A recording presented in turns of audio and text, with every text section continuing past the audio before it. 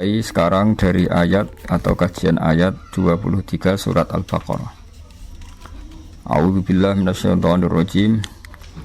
Wa in kuntum fi raibim mimma nazzalna ala abdina fa'tu bi suratim min mithlih wad'u syuhada'akum min dunillahi in kuntum shadiqin. Di terjemahan UI dijelaskan, jika kalian masih ragu tentang kebenaran wahyu yang kami turunkan kepada hamba kami, buatlah satu surat saja yang sepadan dan panggillah seluruh penolongmu selain Allah bila tuduhanmu benar. Logika umumnya adalah bahwa mereka ini menuduh Al-Quran karangan Muhammad, dan mereka yakin betul Muhammad hanyalah seorang manusia. Normalnya kalau betul Muhammad seorang manusia dan bisa mengarang Al-Quran, mereka yang mengklaim mereka lebih cerdas, lebih pintar, lebih terpelajar harusnya bisa ngarang Al-Quran. Dan Al-Quran menantang mereka cukup satu surat saja yang menandingi Al-Quran. Tapi apa faktanya? Mereka tidak mampu. Sampai Rasulullah wafat pun mereka tidak mampu. Sampai sekarang pun mereka tidak mampu. Harusnya yang demikian menjadi satu keyakinan atau kesimpulan bahwa Al-Quran memang kalamullah, kalam Allah, yang tidak bisa ditandingi oleh kalam manapun dan tidak akan tertandingi oleh karangan manusia apapun. Berikut beberapa cerita tentang naifnya mereka, ironisnya mereka.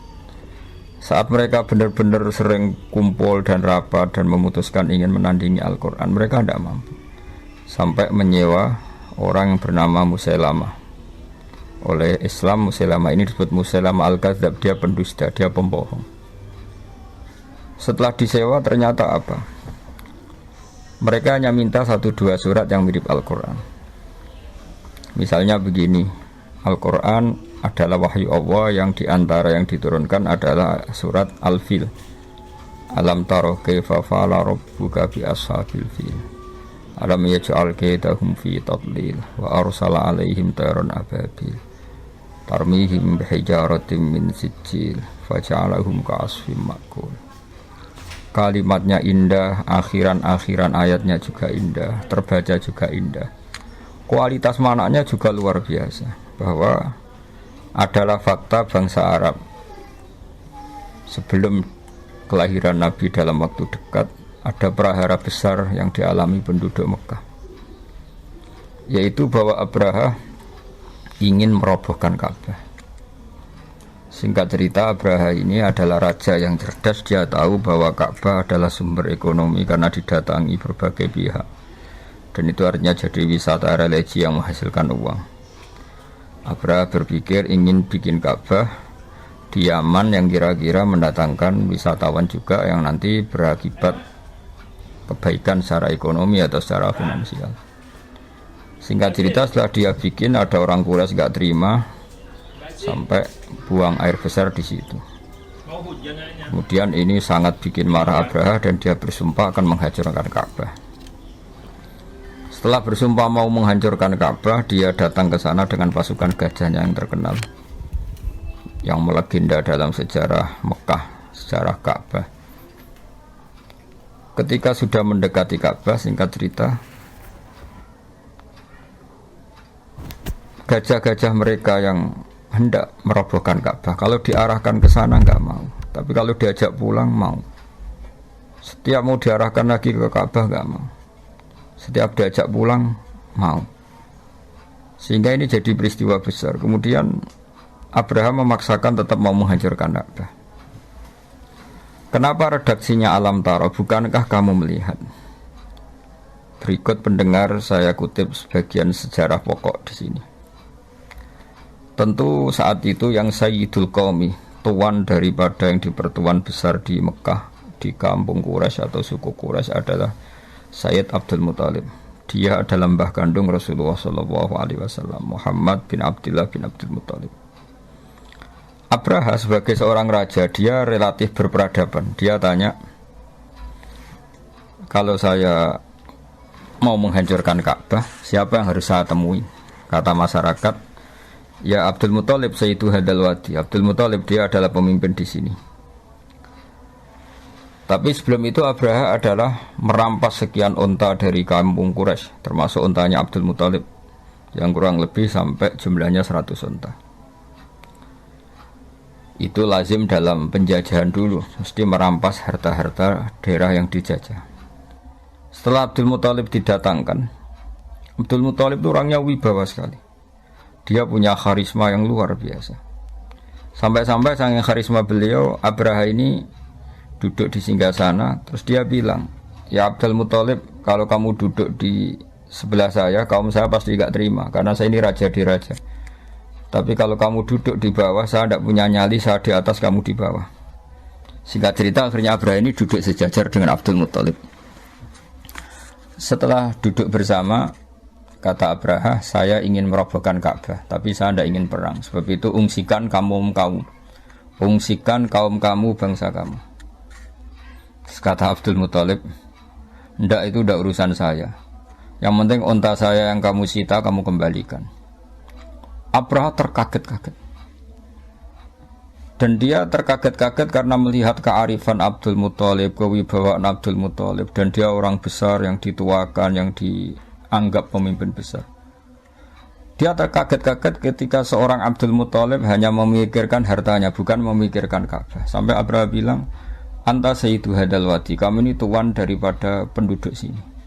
Dan penduduk sini semuanya keberatan kalau Ka'bah saya hancurkan.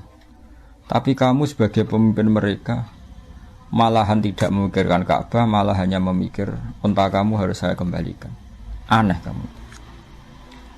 Kata Abdul Muthalib dengan kearifan dan keyakinan tauhidnya yang luar biasa, karena beliau adalah mbah Rasulullah. Beliau mengandung Nurul Mustafa, nurnya Rasulullah. Beliau bilang, unta itu milik saya, sebab itu urusan saya dan kamu hanyalah urusan unta. Soal Ka'bah, Baitullah, innali hadal baiti rabban hamahu. Soal Ka'bah, Baitullah itu ada yang punya, yaitu Allah, pasti menjaganya. Jadi saya tidak perlu memikirkannya, pasti dijaga oleh yang punya. Maksud Abu Thalib tentu Allah Subhanahu wa ta'ala.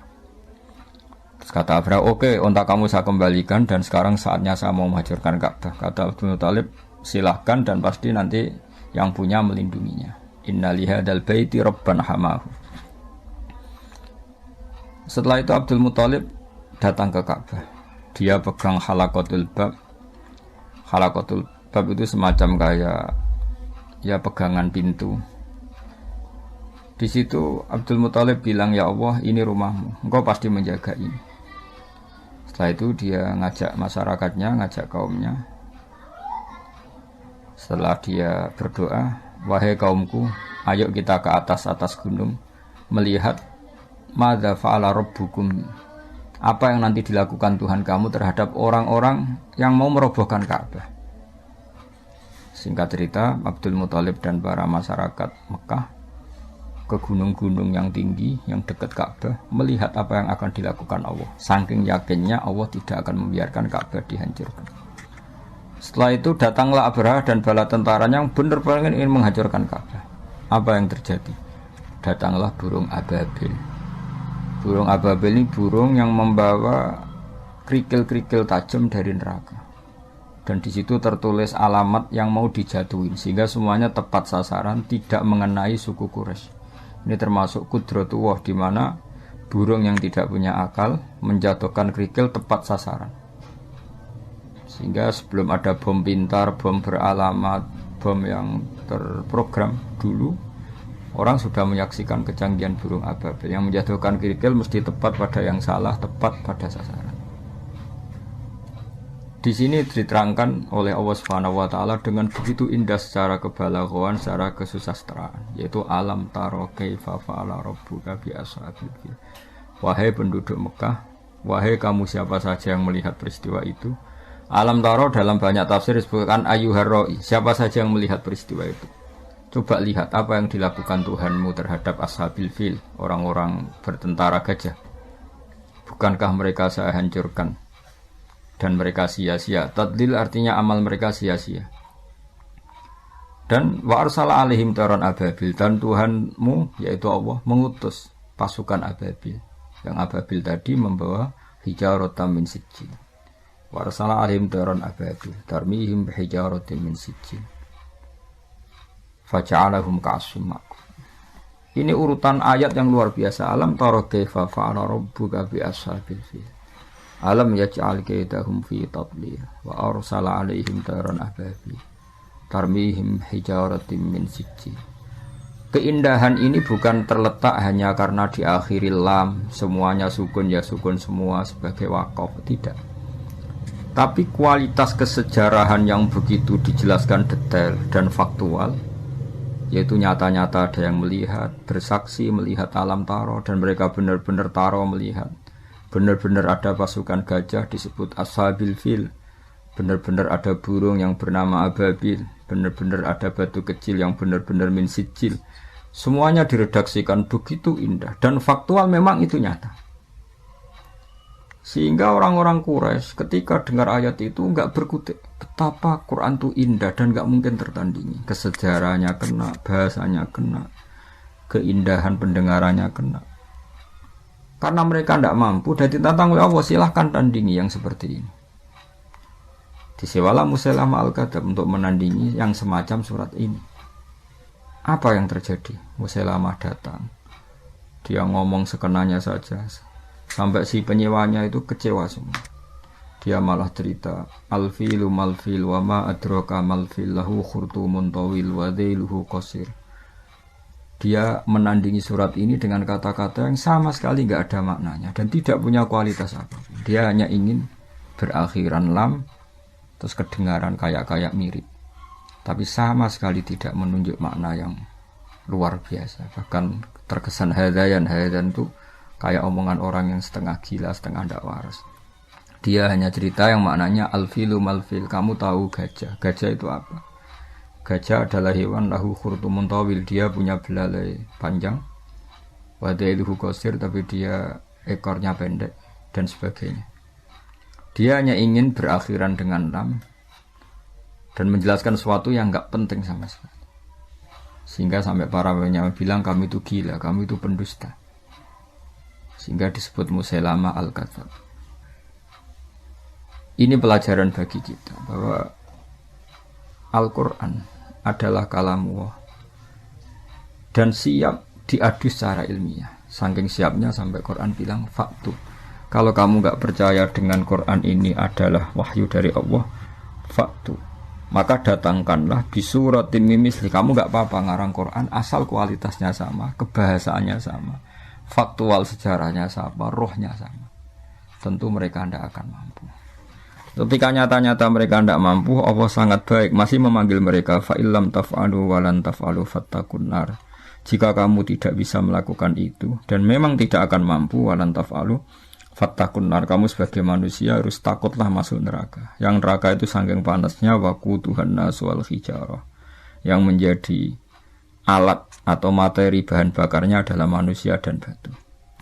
Di sini kata ulama dikatakan batu-batu besar yang normalnya tidak nyala menjadi nyala. Itu bukti saking panasnya neraka. Sampai batu yang dimasukkan pun akan menjadi nyala. Kalau neraka tidak panas-panas amat, tentu batu-batu besar itu tidak akan menjadi api. Tapi saking panasnya keadaan neraka, sampai batu-batu besar pun setelah dimasukkan menjadi bahan bakar, menjadi nyala dan menjadi bahan bakar. Iddas lil kafirin. Tentu neraka itu dipersiapkan bagi mereka yang mengingkari kebenaran, mengingkari Allah dan Rasul dan kebenaran Quran. Dan sudah menjadi tradisi Allah Subhanahu wa taala setelah menerangkan orang-orang kafir, kemudian ayat diteruskan dengan menerangkan orang-orang mukmin. Wa basyiril ladzina amanu wa amilus solihati anna lahum jannatin tajri min tahtihal anhar. Sampaikan kabar gembira kepada mereka yang beriman dan beramal saleh bahwa bagi mereka surga-surga yang dihiasi oleh sungai-sungai yang mengalir. Kullama rusiku minha min thamaratir rizqan qalu hadzal ladzi ruziqna min qablu wa utubihi mutasyabiha. Setiap mendapat rezeki buah-buahan surga, mereka mengatakan rezeki ini pula yang telah diberikan kepada kami sebelumnya. Wa utubihi mutasyabiha, mereka mendapat rezeki yang serupa. Walahum fiha azwajum mutahharatu wa hum fiha khalidun. Mereka juga diberi jodoh-jodoh yang serba suci dan mereka kekal di sana. Orang-orang iman di Al-Quran seringnya dibarengi dengan wa amilus solihat, iman dan perilakunya soleh. Tentu ini penting sekali karena iman adalah bukti kita hidup, iman akan wujudnya Allah.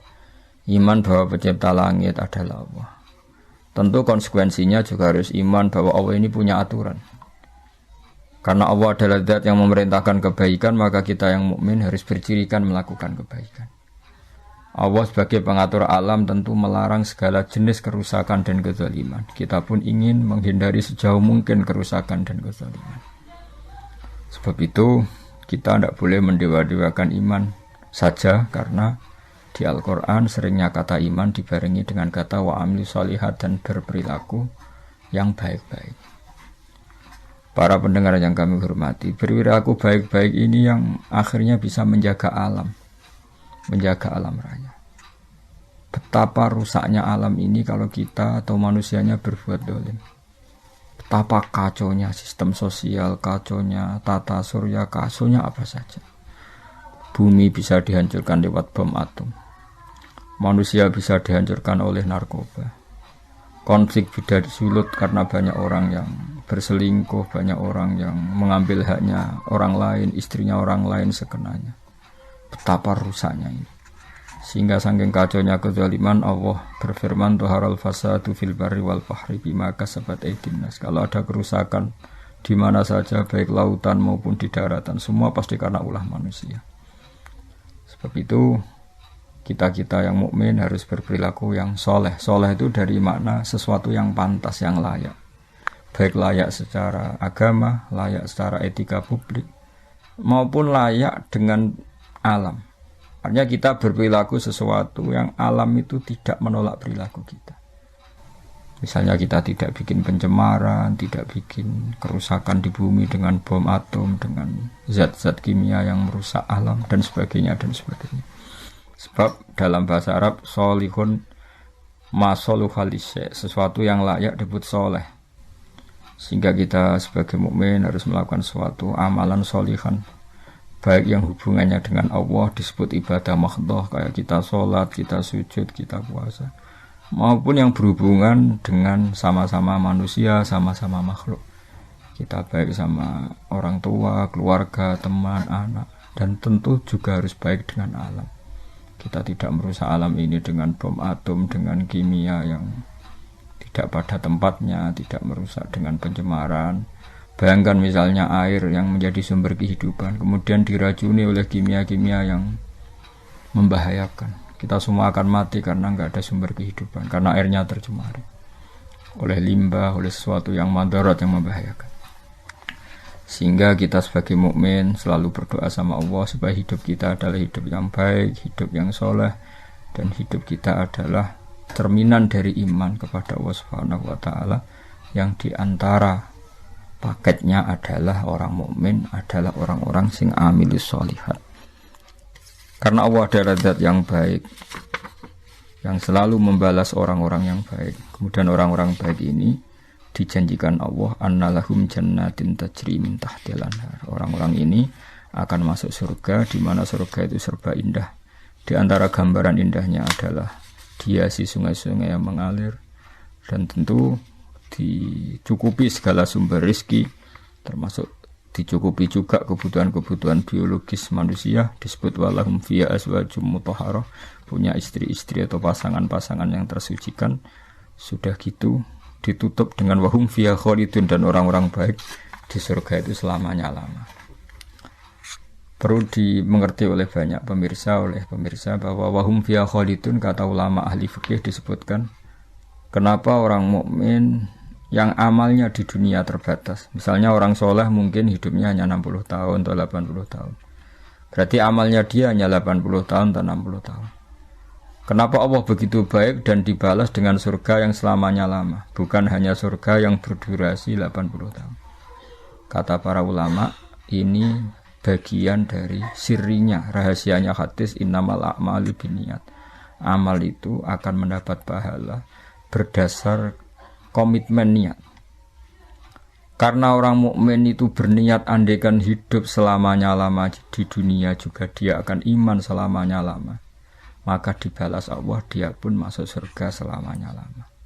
Ini sirinya kenapa wahum fiha khalidun. Selain tentu satu karena fadlnya Allah, rahmatnya Allah, kata para ulama. Ini sebagai balasan orang mukmin yang zaman di dunia berkomitmen akan iman selamanya lama. Kalau saja mereka ditakdir hidup 1 juta tahun, mereka akan iman 1 juta tahun. Dan kalau mereka diberi hidup tanpa batas, mereka tidak terbatas juga akan selalu iman kepada Allah, Rasul, dan Al-Quran, dan iman kepada kebenaran. Sehingga sebagai balasannya, niatnya, komitmennya iman, maka dibalas dengan surga yang mereka berstatus wahum fiha khalidun selama-lamanya di surga. Saya kira demikian, semoga ini bermanfaat. Ini kita tutup dengan shadaqallahul azim. Insyaallah pertemuan berikutnya kita teruskan dalam kesempatan yang lain mulai ayat 26 surat Al-Baqarah. Assalamualaikum warahmatullahi wabarakatuh.